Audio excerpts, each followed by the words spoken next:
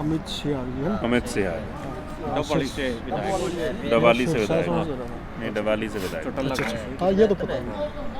चालू करवा। राम राम जी सारे दर्शकों ने, मैं दीप सिंह, आप सबका स्वागत है हमारे यूट्यूब चैनल बोल गाबर बोल। नाम देसी भाई, काम देसी और अपनी बोली देसी। इस टाइम आप भाई बड़ौदा गांव मारे हाँ, और ये आड़े भाई 2 दिन रह गए वोटिंग में दबादब। वो कोई सारे नेता आने लग रहे भाई, चाहे को पूरा MP हो, चाहे MLA हो, और चाहे क्या का भी पदाधिकारी हो, सारे आने लग रहे बिना नहीं के बात हो रही है यार बड़ौदा में। तो भाई यार पूछा गया के मोल हो गया कि किसका रुझान बदलिया, किस खाब ने किंग का समर्थन दिया, झूठी बात की है सच्ची बात की है, सारी बात पूछा गया। तो यार भाई अमित सिंह जी आ रहे हैं विधायक, तो इन तब बात करा गया पा डबवाली मतलब विधायक जी तब बात करा गए कुकर के यार आना हो गया, इसी के बात होगी और सारी बात पूछा गया। आज बार सारा पहले इनका स्वागत कराएंगे अपने चैनल पे। राम राम जी। राम राम भाई। एक बार मास्क भी तार का दिखा दो, कदे नु कह दो। मैं तो मास्क उतार के ही घूम रहा हूँ भाई आज परिवार वालों का संदेश आ गया कि भी थोड़ा सा ख्याल रखा करो। अच्छा, और इसलिए पहन लिया। तो एक और बात है जी, हाँ। आप बड़ौदा में क्यों आए, क्या बात होगी सी, आप ओढ़ क्या दिन रहे अपने उसमें हल्का में? देखिए सही मायने में ये आज किसान और कमेरे वर्ग की लड़ाई है। अच्छा। इस सरकार के खिलाफ, और मैं मानता हूँ ये बहुत अहम चुनाव है। अच्छा जी। कई चुनाव बाई इलेक्शन जो होते हैं वो सही मायने में एक प्रजातंत्र में सरकार को आईना दिखाने का काम करता है, मगर हर चुनाव की इतनी अहमियत नहीं होती।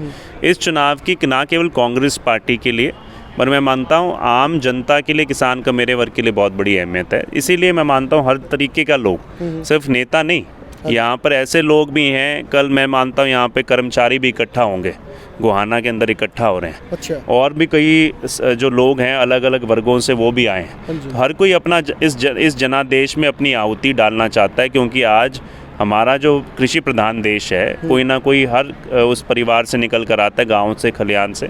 तो उसमें आज हर कोई अपने इस चुनाव में आहुति डालना चाहता है, क्योंकि जनता सरकार के खिलाफ चुनाव लड़ रही है। उसी में हमारी एक भूमिका है, वो भूमिका निभाने तो एक बात है जी, मतलब नुकोगे मजाक किया पूछा है, मतलब वो पूछनी तो चाहिए नहीं, बाकी वो आप तो पूछ ले वहाँ, मतलब किस पार्टी का सपोर्ट कर रहे हो बता। देखिए मैं जनता को सपोर्ट कर रहा हूँ। मैं ये कह रहा हूँ कि ये चुनाव ना कांग्रेस बनाम BJP का, और मैं इसमें कोई गंभीरतापूर्वक ये बात कह रहा हूँ, क्योंकि ये चुनाव जनता आज सरकार के खिलाफ लड़ रही है। इतने सारे मुद्दे हैं, और सबसे अहम मुद्दा मैंने जैसे कहा किसान का मेरे वर्ग का जो तीनों काले कानून है, तो इसके लिए आज एक जनादेश सरकार के खिलाफ देना चाहते हैं। और मैं उसी किसान वर्ग की लड़ाई लड़ते हुए आज खड़ा हूँ, ना केवल कांग्रेस का सिपाही मगर आम जनता के सिपाही के रूप में।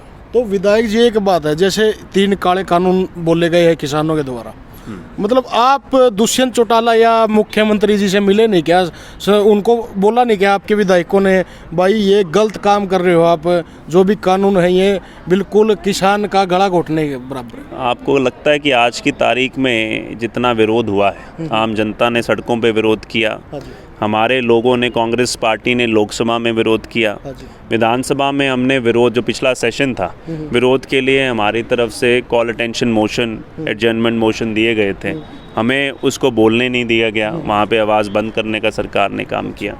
और पूर्णतः आज अब सभी मीडिया चैनल पे जहाँ भी जाओ ये बात चल रही है। अगर उनको नहीं पता होता तो क्या लगता है कि वो नेता 500 पुलिस कर्मियों के घेरों में बंद होकर आज चुनाव प्रचार करने आते हैं? तो सभी जानते हैं पूरी तरीके से, उनको पता है कि क्या मुद्दे हैं। धरने पे सड़कों पे लोग बैठे हुए हैं, हमारे नेतागण सभी ने धरने खुद दिए, तो आवाज़ अब सुनाने, मतलब अभी भी अगर सुनाई नहीं दे रहा तो फिर कहीं ना कहीं वहाँ पे कमी है, यहाँ पे बोलने में कमी नहीं है। तो एक और बात है, बड़ौदा में आके आप इसा के मोल मिले आपने, लोगों का रुझान किसा हो गया जी, लोग आ रहे हैं कि अब तो दूर भाग रहे हैं, वो काम तो नहीं हो रहा, जुगर नुको है भाई बालू ने टिकट मिल रही है, खाली हो जाए जंगल बालू ने जवाब है। तो कुकर के बात है, मैं जैसे एक गांव औलाना का उदाहरण दूंगा। उस दिन सुबह कार्यक्रम था जहाँ का मैं प्रभारी भी हूँ। अच्छा जी।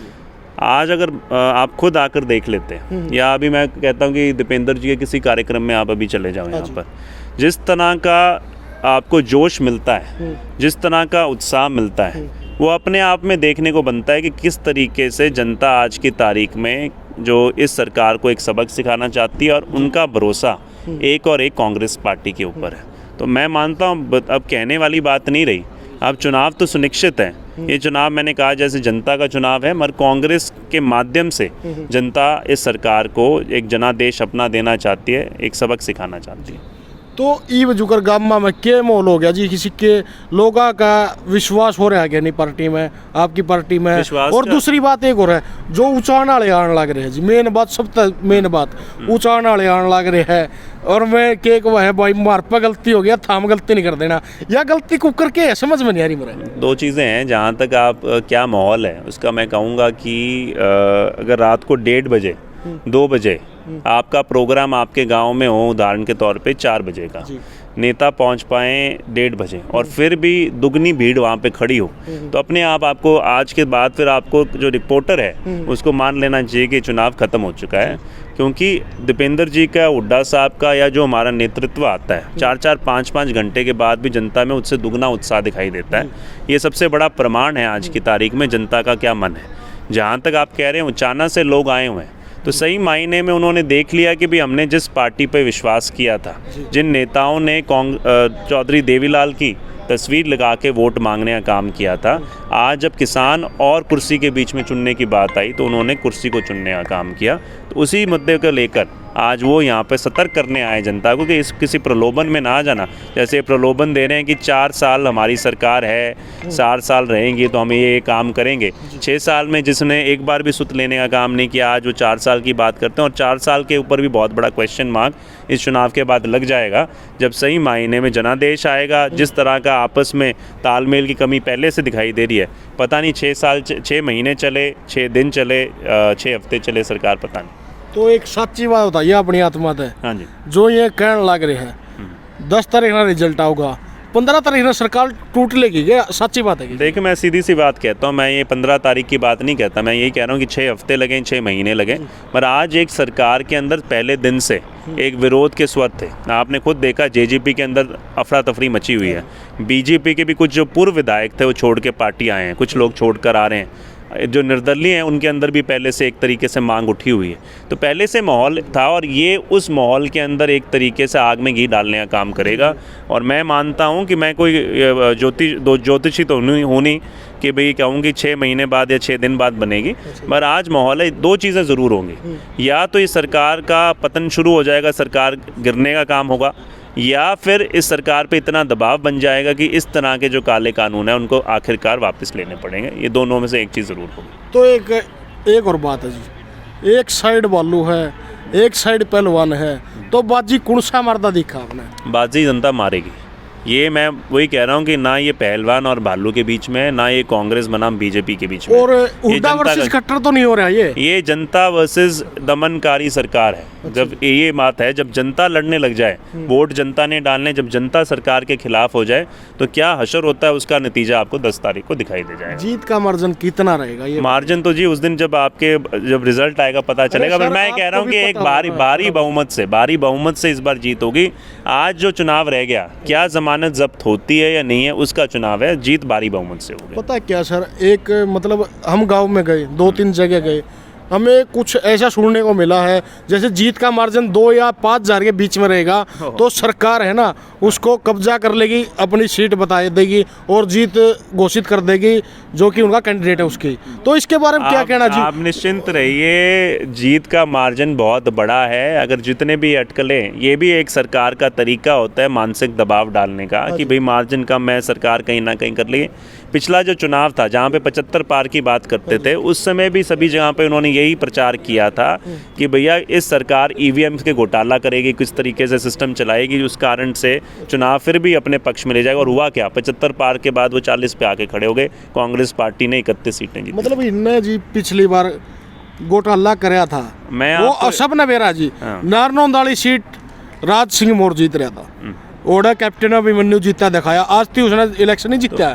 मैं निकंदा सारे बात कवा या कदे कोई नुकंदा यह बात यूँ कवा था, दीप सिंह कह गया यह बात भाई, मतलब इलेक्शन की बात इसने कही थी। आज थी उसने इलेक्शन ही जीता। दूसरी बात हमने देखने में आई है, जो स्पीडोता विधायक बने थे जसबीर देसवाल, वो वंदना शर्मा जो कि सुषमा स्वराज की बहन थी, वो 613 वोटों थे जीत घोषित कर दी थी उसकी।